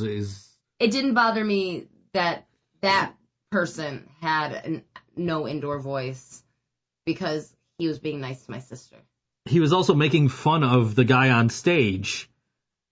I don't think he was. I think he was saying something about him, but I don't think he was making fun of him. Well, he was saying something about him, but it was dead quiet in there, and all I could hear is this guy behind me. And no offense, I'm sure he's a nice guy, whatever. I didn't really get to talk to him much other than... no, yeah. He has a very tight handshake grip. Yeah. I went on a shit, what was it? I don't know if it was Tinder or like one of them dating sites. I went on a date a few years ago, and this girl, like, I met her up in Blaisdell, so I had to walk like forever because it was before Uber and Lyft got here, and like where she was in Blaisdell, there was no like public transportation to. So I was like, all right, cool, I'll meet you. We met up at a restaurant, and just the whole time, she's just got this, like, has no indoor voice, like anything. Yeah, so I live up the street here, like right around the corner, like. You don't have to yell, I can hear you. You know, like. So like, wait, you had to take public transportation to Blaisdell, and she had to go around the corner. Basically. That's a gentlemanly thing to do. You know what? She could be a fucking lady. She could meet you halfway. I suppose. And then, I don't know if I ever told this story on the air, but this was, that was the girl that kept texting me, and my friend took my phone. Oh my God. Have I told this on the air? Do you know? I don't think you've told it on the air. So this girl, like, the date wasn't terrible. Like it wasn't great, but it wasn't terrible. It's like, you know, maybe I'd hang out with this girl again. I don't know. But she has no fucking indoor voice, and like. So you'd have to take her to a park or something. You couldn't take her to a library. Yeah, no, definitely not a library. But she also like really disliked men, and the way that men are, and by men I mean guys that aren't me. Fucking better not mean you. You're amazing. No, I'm not one of these dudes that's gonna send unsolicited dick pics and Do you send solicited dick pics? No. So maybe. What's a girl got to do to see your dick around here? I'm just kidding, guys. All I have to do is ask. Yes. Anyways, but she didn't like how guys are, so she texted me one morning. Like, I hate guys. And, you know, I just kind of ignored it, put it back in my pocket. And my friend Haley's like, what was that? Like, this girl I went on a date with. Like, she's nice, but she's also, like, really obnoxious, too, at times. And Haley's like, give me your phone. I'm like, no. Haley snatches the phone out of my hand, goes in, finds this girl's number. Mm-hmm. Puts it in her phone, texts this girl, stop texting my boyfriend. That's a good friend. I've had friends. I want to meet Haley. Haley's super nice. I haven't seen her in a couple of years, but yeah. I think I talked to her not too long ago, maybe a couple of months ago, where she just shot me a message out of the blue, like, "Hey, how you doing?" You know? Yeah. Like, "Oh, hey, I'm good. How are you and your kid?" You know, like that kind of shit. But yeah, no, she's pretty cool. That's not the first time I've had somebody do that for me, just out of the blue, like where I was like, no, this is okay, but it really was better to not be okay. You know, where I'm like justifying, like, yeah, it's cool for me to hang out with this person, and somebody else was like, nah, you don't need to hang out with this person. No. That person sucks. Let me get you out of this. Like. Yeah, you're too nice sometimes. I guess. I had this one girl, this is years and years and years ago. This is original incarnation of ThinkSoBrain time. Wow. Like me living with the original bass player of ThinkSoBrain time. This might even be pre-ThinkSoBrain. Wow. Where this girl was like, I was hanging out with this girl all the time, but she was a virgin, and I really wasn't into her like that badly where I was like, I want to take that from her. Yeah. Like, I don't want to be that guy. That's a lot of pressure. So, like, she wanted to give it to me as a birthday present. Oh. And I'm like, I don't know. And she was over my house, and she's like curled up to me next to me on the couch. And one of my friends texts me, and she's like, "Hey, what's up?" I'm like, "This girl's here, and like I don't know what to do." So my friend shows up and sits down on the other side of me, and she goes, "Honey, why does your MySpace profile still say that you're single?" That's Good friends. Yeah, I guess. I mean, you didn't want it. I did not. I let that go too far anyway, but that's whatever. Yeah, I couldn't be that guy. It's like, no, I have no intent of it's like, this is not going to be a relationship. Right. I don't want to be that guy. Like get into a serious relationship, have a boyfriend, have him take your virginity. Yeah, and then that seems more how you're supposed to do it. Then years down the line, and months down the line, whatever the case, whenever you guys break up, then maybe hit me up and be like, "Hey, so you remember this?" Which that didn't happen either, but and I'm kind of glad because I heard somewhere down the line that she was friends with my other former bass player. They became friends independently of me. I had nothing to do with that. But he knew that I knew her and had told me something about having to pick up some Valtrex for her or something. Ew. Yeah, so maybe that was a good thing. Well, I mean, she probably didn't need it. When she was not when she was trying to hook up with me, no. But I'm sure like down the line. But that sucks though, especially because like she waited and then she she probably would have learned a little easier had she put out sooner. Yeah. I don't know, it's just not, I couldn't be that guy. Like, No. But yeah, that was the second time that I had, or that was the first time that I had somebody do that shit for me where they were just, like, I guess she felt she was doing me a favor, and I guess in a way she was. So, hey, it happens to be that girl's birthday today, but she's like not on Facebook. Just she's on there, but like not actively. So I can't be like, "Hey, happy birthday!" Happy birthday! Refill your Valtrex. No, not her. The one that got me out of that situation. So that's too bad. It might be nice to just be like, "Hey, remember this time? Thank you." Yeah. Thank you. Yeah, no, that's so I've had some cool friends like that who would do shit like that for me. So. Yeah. My friends always it was the opposite. Like my friends were all the dudes, and like of course they're the intimidating looking dudes usually. And so if somebody like fucked with me or disrespected me or anything, my friends never like threatened or beat anybody up or anything like that, but they didn't have to. Right. All they had to do was like look at them. Yeah. And that person would have nightmares. Yeah. Because when there's like 10 dudes with mohawk spikes, chains, all kinds of weaponry, just as normal fashion accessories, who knows what they have in their pockets. Yeah, right. I would have been afraid of my friends if they had not been everything but family to me. Right. They were kind of hoodlums.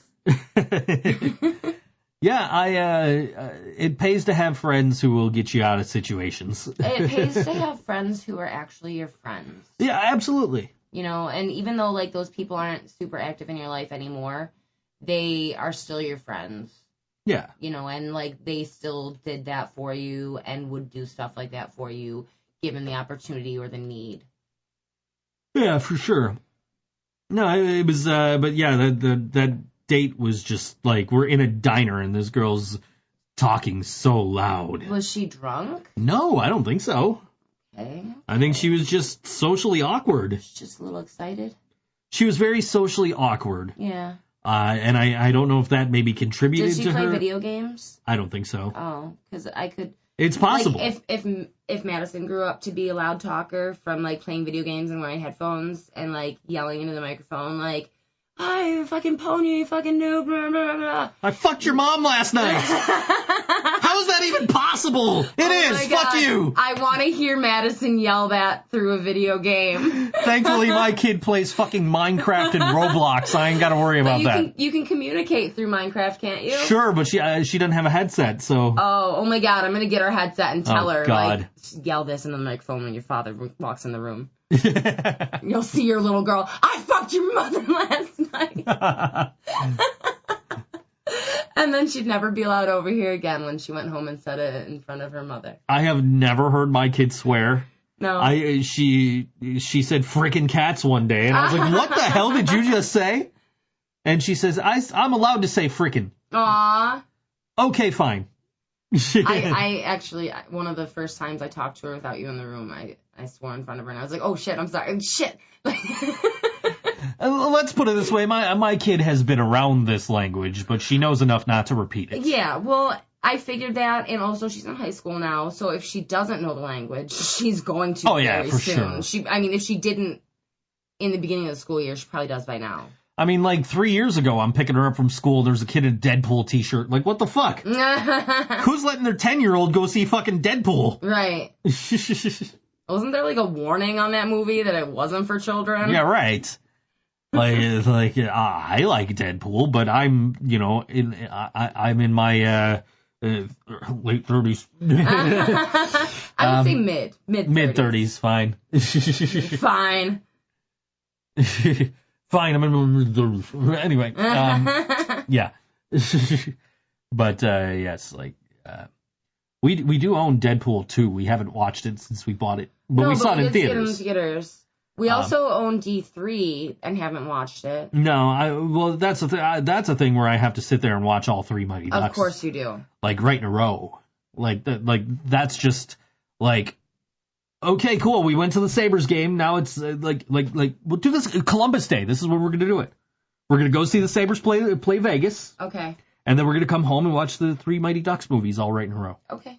And because that's an afternoon game. It's on Columbus Day. Sounds good. The Buffalo Sabres called me yesterday. What did they call you about? Buying ticket packs. Oh, really? And I told the guy, like, dude, the only game I know I'm going to is Vegas. Mm-hmm. And and he's like, oh, yeah, okay, so this wouldn't be for you because you don't know, like, when you're going to go or when you're going to have time. I'm like, really, dude? Like, I will be like, you know what I want to do? I want to go to a Sabres game, and I'll buy the ticket on StubHub, like, that morning. Like, mm-hmm. I'm... I appreciate that you guys know that I go to the games and that you guys appreciate me going to the games. And it took them damn long enough because I had the guy from the Columbus Blue Jackets call me after I went to one fucking game. He was like, oh, I see you went to like 6 or 7 games last season. Like, yeah. And like I went to one game in Columbus and they were calling me about season tickets. Of course, that might say something about the demand for season tickets in Columbus. It might. As opposed to like the offering of a package for fans to Sabres fans in Buffalo. Right. Because that was like a home game for the Sabres in that arena, except they were wearing white and they were in Columbus. Oh. And that stupid cannon went off at the start of the game. Columbus has a cannon that goes off when they score a goal. Oh. And I don't know, I'm not overly familiar with the Columbus Blue Jackets in-game presentation. Mm. So I was worried going to the game that I was going to, like, jump.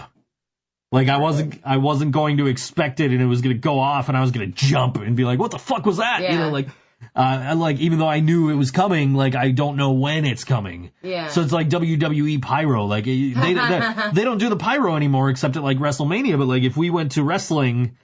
when I would go to wrestling years ago when they had pyro regularly, I would like cover my ears when I knew there was pyro coming. Yeah. Or like at Metallica, this is why I love being up front at Metallica shows is because security will be like, there's going to be a lot of pyro. You might want to cover your ears.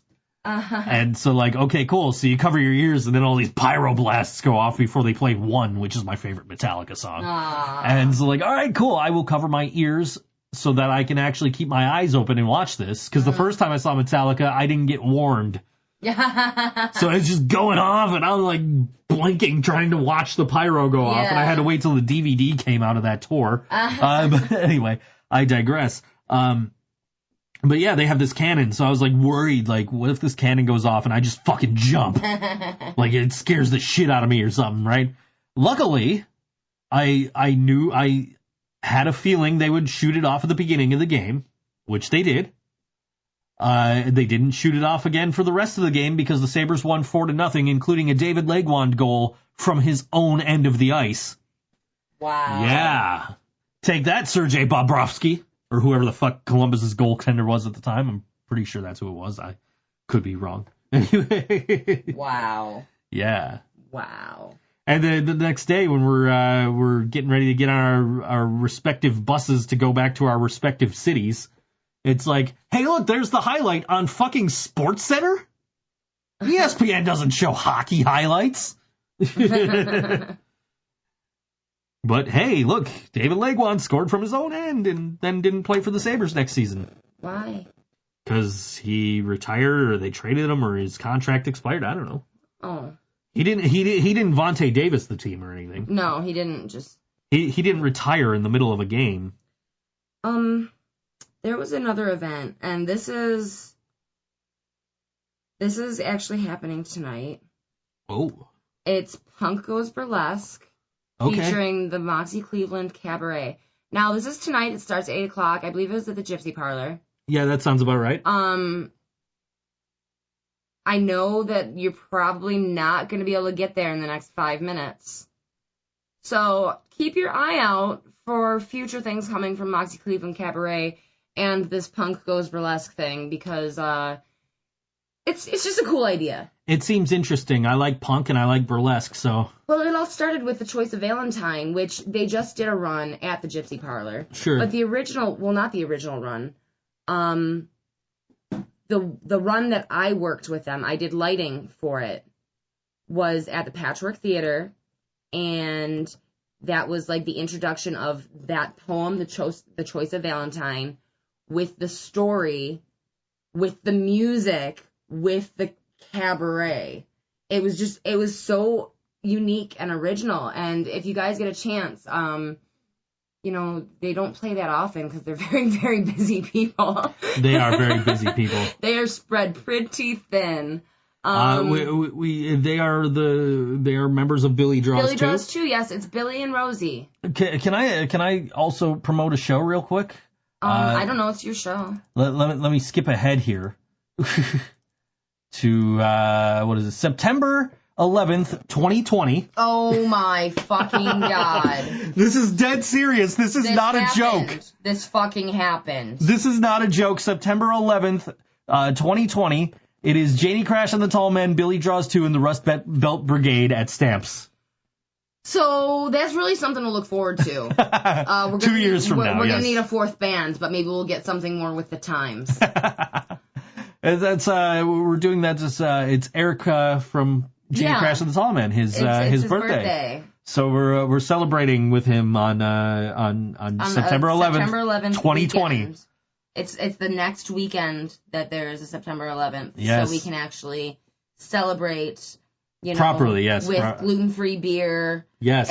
And got to bring him another banana that I was says just gonna say, and bananas. Gluten-free banana at that. Yeah. He appreciated the gluten-free banana, by the way. I'm glad he did. I'm really glad he did. Everybody else appreciated the muffins and the pie, but Eric appreciated the banana. It's nice to be appreciated. Yes. The pie was amazing, by the way. I wish I could take credit. Shout out to Tops. Yeah. Because we're sitting there like 2 hours before we're leaving for the show, like, where can I get a banana cream pie? Or preferably two. And we're calling bakeries and shit. We're like, one banana cream pie is not going to go very far. We're calling I called the Tops in Tonawanda. Right. Right over around the corner from near Stamps. I'm like, hey, this might be too last minute, but do you guys make banana cream pies? And the guy says, well, I think they do, but I'm not the usual baker back here. I said, oh, man. All right. So like, if I needed a banana cream pie to pick up at like 7 o'clock, you probably couldn't do that. He said, no, man, I'm sorry. No way. Oh my God. I said, all right, man, no problem. Thank you for being honest with me. That you're nice not cop out, easy way out. Oh, won't be ready. Yeah, fucking unthaw it. Come on. No. It wasn't that it wouldn't be ready. It was that he didn't know if they'd be able to. Well, he wouldn't be able to bake it in the time because he's not their usual baker, so he wouldn't. Maybe the usual baker could have baked it in time. It's possible, but I'm sitting here, and so people are sending me links to bakeries and shit. My friend Shannon is calling and texting all these bakeries up in downtown Tonawanda. Like, I'm like, but Shannon, I'm on foot, and she's like, I have a car, dumbass, and she lives right up the street from Stamps, and so it's like, all right, I gotta wrap this up soon because we gotta play the last song and get out of here. But yeah, so like I'm like, you know what?